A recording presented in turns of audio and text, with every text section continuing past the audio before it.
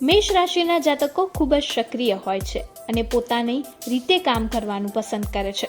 વર્ષની શરૂઆતમાં ગુરુ તમારી રાશિમાં અને શનિ 11મા સ્થાને હોવાથી તમારી આવકમાં વધારો થશે. યોગ્ય નિર્ણય લેવાથી તમને જીવનમાં આગળ વધવા માટે સફળતા પ્રાપ્ત થશે. તમારી પર્સનલ લાઈફ હોય કે પ્રોફેશનલ લાઈફ, બંનેમાં તમે યોગ્ય નિર્ણય લઈને જીવનમાં પ્રગતિ પ્રાપ્ત કરશો. તમારી આવક પણ દિવસે દિવસે વધારો થશે. વધુ પડતા આત્મવિશ્વાસથી બચવું તમારા માટે યોગ્ય રહેશે. સરકારનો સહયોગ પણ તમારી સાથે રહેશે, પરંતુ 12મા સ્થાનનો રાહુ પણ સમસ્યા ઊભી કરી શકે છે. જો તમે તમારા સ્વાસ્થ્યની અવગણના કરતા હોવ તો તમે હોસ્પિટલ પણ જઈ શકો છો. તમારા ખર્ચમાં પણ વધારો થશે. જો તમે ખર્ચા પર ધ્યાન આપશો નહીં તો તમને વ્યથિત થઈ શકો છો. આ વર્ષે એક સારી વાત છે કે જો તમે વિદેશ જવા ઈચ્છો છો તો આ વર્ષે તમારી ઈચ્છા પૂરી થઈ શકે છે અને તમને વિદેશ જવાનો મોકો મળી શકે છે. મનમાં દબાયેલી જૂની ઈચ્છાઓ પૂર્ણ થશે, જેના કારણે મનમાં આનંદની લાગણી રહેશે. તમે તમારા પ્રિય માટે ઘણું કરશો. એક અદ્ભુત ભેટ પણ તેના હૃદયને ખુશ કરશે.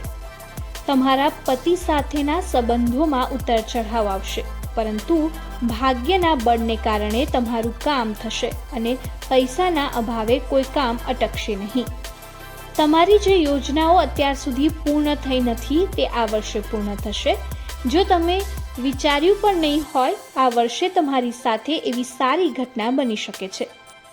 અંગત સંબંધોમાં તમને સારી સફળતા મળશે. પ્રેમ જીવન વિતાવી રહેલા લોકોને પણ સારા સમાચાર મળશે.